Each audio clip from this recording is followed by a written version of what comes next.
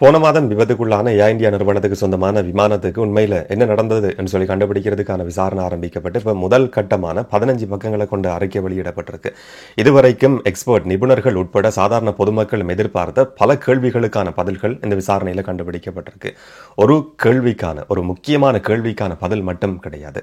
2 விமானியும் பைலட்டும் கோ பைலட்டும் கடைசி செகண்ட்களில் கதைச்சு கொண்ட ஒரு வாய்ஸ் ரெக்கார்டிங்கும் இந்த அறிக்கையில் உள்ளடக்கப்பட்டிருக்கு. விமானத்துக்கான ஃபியூலை ஆஃப் பண்ணது நீயா என்று சொல்லி ஒருத்தர் கேட்கிறார். நான் ஆஃப் பண்ணல என்று சொல்லி இன்னும் ஒருத்தர் சொல்றாரு. இந்த கேள்வியை கேட்டவர் யார், இந்த பதிலை சொன்னவர் யார்ன்றது இதுவரைக்கும் தெரியாது. இந்த விசாரணை அறிக்கையில் என்னெல்லாம் சொல்லப்பட்டிருக்குன்றதை 5 முக்கியமான பாயிண்ட்ஸ் மூலமா இந்த காணொலியில விளக்கமா தெளிவா பார்க்கலாம். வணக்கம், நான் கிருஷாந்த் ராஜன். ஏர் இந்தியா விமானத்துக்கு என்ன நடந்ததுன்னு சொல்லி கண்டுபிடிக்கிறதுக்கான விசாரணையை பொறுத்த வரைக்கும் இப்ப வெளியிடப்பட்டிருக்கிறது முதல் கட்ட விசாரணை அறிக்கை மட்டும்தான். ஒரு இறுதியான கடைசி விசாரணை அறிக்கை கிடையாது. இப்போதைக்கு யார் மேலேயும் குற்றம் சுமத்த முடியாது என்று சொல்லி இந்த விசாரணை நடத்தினவர்களே சொல்லி இருக்கிறாங்க. விமானிகள் சம்பந்தமா பலருடைய கவனமும் திரும்பி இருக்கு. ஊடகங்கள்லையும் பல விஷயங்கள் பேசப்பட்டு வருது. ஆனா இந்த 15 பக்கங்களை கொண்ட அறிக்கையில பைலட் சம்பந்தமாவோ இல்லாட்டி கோ பைலட் மேலேயோ எந்த விதமான ஒரு குற்றச்சாட்டும் நேரடியாக சுமத்தப்படல என்றதும் முக்கியமானது. இந்த சம்பவம் எப்படி நடந்ததுன்னு சொல்லி ஒரு முக்கியமான விஷயம் இன்றைக்கு ஆதாரபூர்வமா நிரூபிக்கப்பட்டிருக்கு. விமானத்துக்கு தேவையான என்ஜினுக்கு தேவையான எரிபொருள் கட் ஆஃப் பண்ணப்பட்டிருக்கு. இது சாதாரணமா கிடையாது, மேனுவலா கட் ஆஃப் பண்ணப்பட்டிருக்கு. அப்படியா இருந்தா யாரோ ஒரு நபர் மூலமா தான் இந்த எரிபொருள் விநியோகம் துண்டிக்கப்பட்டிருக்கலாம் என்றது முதல் கட்ட விசாரணையில் கண்டுபிடிக்கப்பட்டிருக்கிற மிக அதிர்ச்சிகரமான ஒரு தகவல். அண்மைய வரலாற்றில் இல்லாட்டி ஏவியேஷன் வரலாற்றை பொறுத்த வரைக்கும் இந்த மாதிரி கட் ஆஃப் பண்ணப்படுற சந்தர்ப்பம் என்றது அரிதானதுன்னு சொல்றதையும் விட இந்த மாதிரியான ஒரு சம்பவம் நடக்காத ஒரு விஷயம் நடந்திருக்குன்னு சொல்லி எக்ஸ்பர்ட்ஸ் இன்னைக்கு சொல்றதை பார்க்க முடியுது. போயிங் நிறுவனத்துக்கு சொந்தமான ட்ரீம்லைனர் 787 இந்த விமானம் இதுவரைக்கும் இந்த மாதிரியான ஒரு சம்பவத்தை எதிர்நோக்கினதும் கிடையாது. இப்படி ஒரு விபத்தை சந்திச்சதும் கூட இதுதான் முதல் சந்தர்ப்பம். 39 செகண்ட்ல டேக் ஆஃப் ஆன விமானம் 42வது செகண்ட்ல, அதாவது 3 செகண்ட் வித்தியாசத்துக்குள்ள டேக் ஆஃப் ஆகி 3வது செகண்ட்ல எரிபொருள் விநியோகம் துண்டிக்கப்படுது. இதை சாதாரணமா துண்டிக்க முடியாது என்றதுதான் இன்றைக்கு பலருக்கும் அதிர்ச்சி ஏற்படுத்தி இருக்கிற ஒரு விஷயம். விமானி செய்திருக்க வேண்டிய இருக்கு, இல்லாட்டி பைலட் செய்திருக்கலாம், இல்லாட்டி பக்கத்தில் இருந்த கோ பைலட் செய்திருக்கலாம் என்ற அடிப்படையில் தான் பலருடைய கவனமும் இன்றைக்கு திரும்பி இருக்கிறத பார்க்க முடியுது. இந்த சுவிட்ச் ஆஃப் பண்ணப்பட்டதுக்கு 2 பாசிபிலிட்டிஸ் இருக்கலாம் என்று சொல்லி சந்தேகிக்கப்படுது. இது சந்தேகம் மட்டும்தான், பாசிபிலிட்டிஸ் சாத்தியக்கூறு மட்டும்தான். முதலாவது பைலட் இல்லாட்டி கோ பைலட் இந்த 2 பேர்ல ஒருத்தர் தங்களுடைய கைகளால வேணும் என்று சொல்லியே அதை ஆஃப் பண்ணி இருக்கலாம் என்றது இது முதலாவது சாத்தியக்கூறு, முதலாவது பாசிபிலிட்டி. 2வது அந்த லாக்கிங் சிஸ்டம், அந்த சுவிட்சினுடைய லாக்கிங் சிஸ்டம்ல ஏதாவது ஒரு பிழை இருந்திருக்கலாம், ஒரு ஃபால்ட் இருந்திருக்கலாம் என்ற மாதிரி ஒரு சந்தேகம், ஊகம் முன்வைக்கப்பட்டிருக்கு. முதல் கட்ட விசாரணை அறிக்கையிலையும் இந்த மாதிரியான ஒரு சந்தேகம் முன்வைக்கப்பட்டிருக்கு. எரிபொருள் விநியோகத்தை துண்டிக்கிறது, அதை ஒன் பண்றது ஆஃப் பண்றதுன்றது சாதாரணமான ஒரு விஷயம் கிடையாது. சர்வதேச ஊடகங்களையும் சொல்லப்பட்ட தகவல் இதுதான். எக்ஸ்பர்ட்ஸ் நிபுணர்கள் சொல்ற தகவலும் இதுதான்.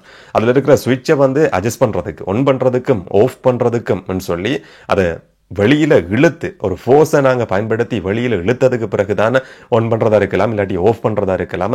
இதை செய்யக்கூடிய மாதிரி இருக்கும். எல்லாருக்கும் விளங்குற மாதிரி எளிமையா சொல்றதா இருந்தா நான் விளங்கி கொண்டதை உங்களோட பகிர்ந்து கொள்றேன். ஒரு பெண்ணை இருக்கு, பெண்ணை நாங்க பயன்படுத்துறோம், பெண் மூடிய கலட்டினதுக்கு பிறகுதான் நாங்கள் எழுத முடியும்.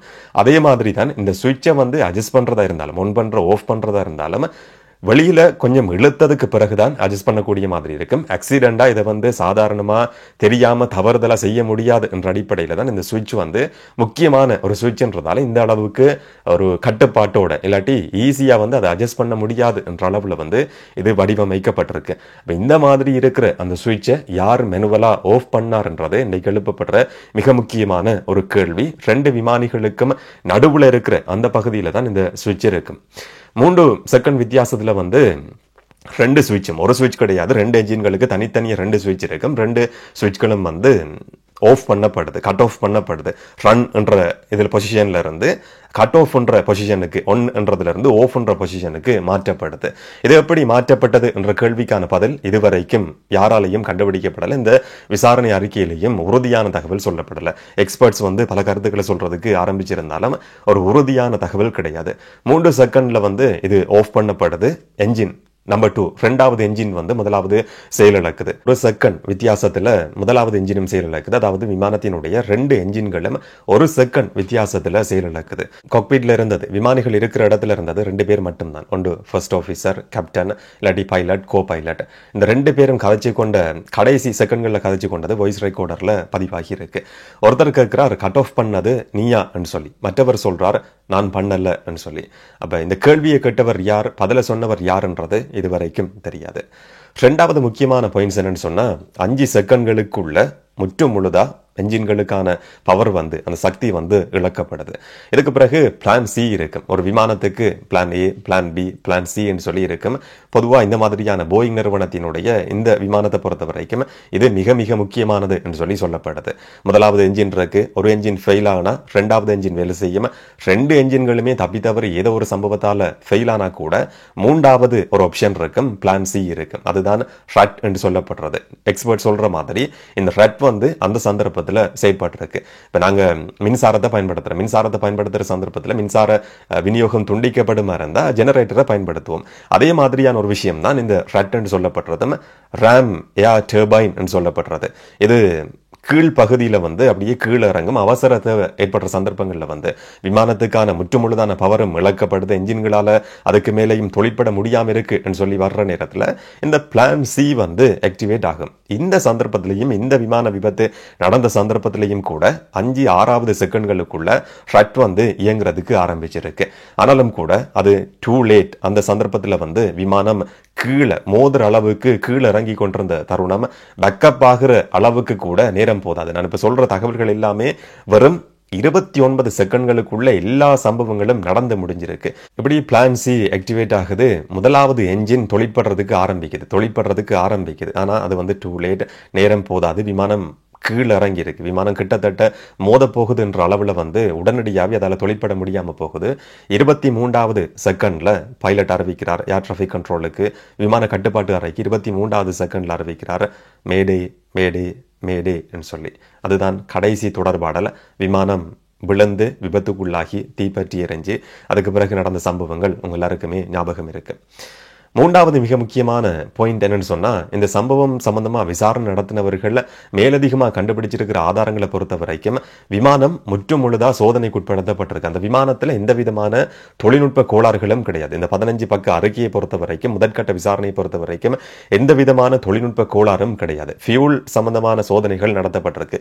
எரிபொருள் வந்து சோதனைக்குட்படுத்தப்பட்டிருக்கு. அது வந்து நல்ல தரத்தை கொண்ட எரிபொருளா, அதன் மூலமா ஏதாவது பிரச்சனை ஏற்பட்டிருக்குமான்னு சொல்லி ஆராயப்பட்டிருக்கு. அதுலயும் எந்த விதமான பிரச்சனையும் கிடையாது.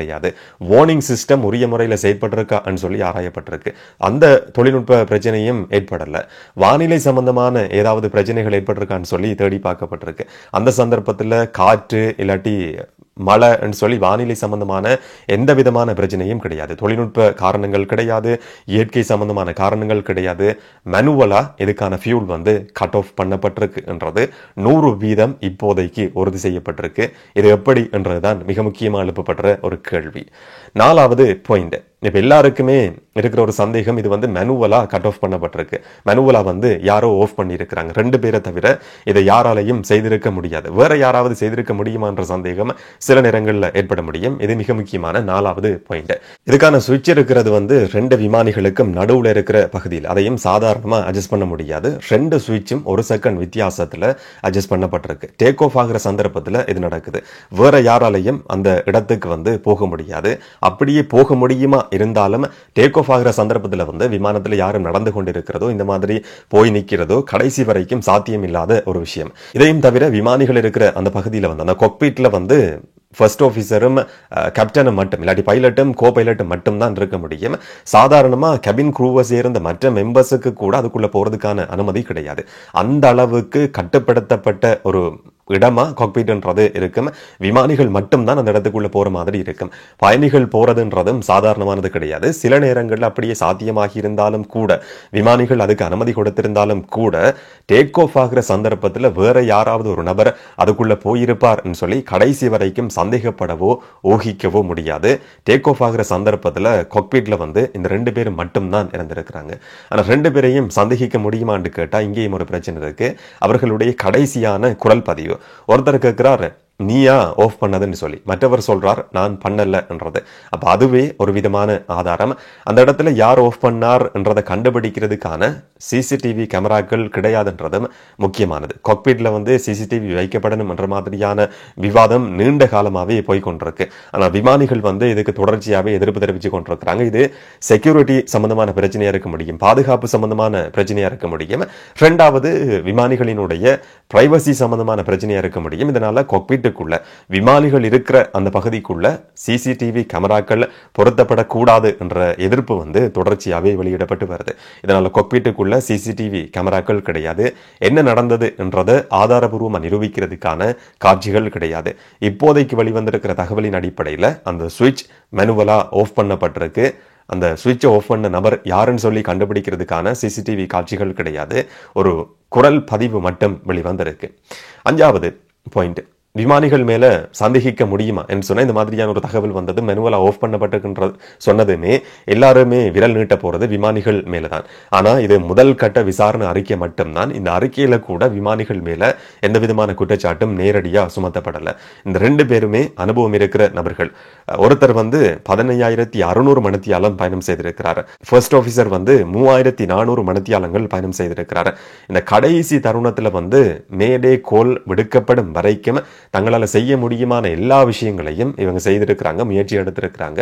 இதனால இவங்க மேல குற்றம் சாட்ட முடியுமான்னு கேட்ட இப்போதைக்கு வெளிவந்திருக்கிற முதல் கட்ட விசாரணை அறிக்கையை வச்சு கொண்டு குற்றம் சாட்ட முடியாது. யாரால ஆஃப் பண்ணப்பட்டது, எப்படி ஆஃப் பண்ணப்பட்டது, எதுக்காக ஆஃப் பண்ணப்பட்டது என்ற மர்மம் இப்ப வரைக்கும் நீடிச்சு கொண்டிருக்கு. தொடர்ச்சியான விசாரணைகள் நடந்து கொண்டிருக்கு. என்ன நடக்கும் என்றதை பொறுத்திருந்து பார்க்கலாம். இதை பற்றி நீங்க என்ன நினைக்கிறீங்கன்றதை மறக்காம கமெண்ட்ல பதிவு செய்யுங்க. இன்னும் ஒரு வீடியோல இன்னும் ஒரு தகவலோட சந்திக்கலாம். வணக்கம்.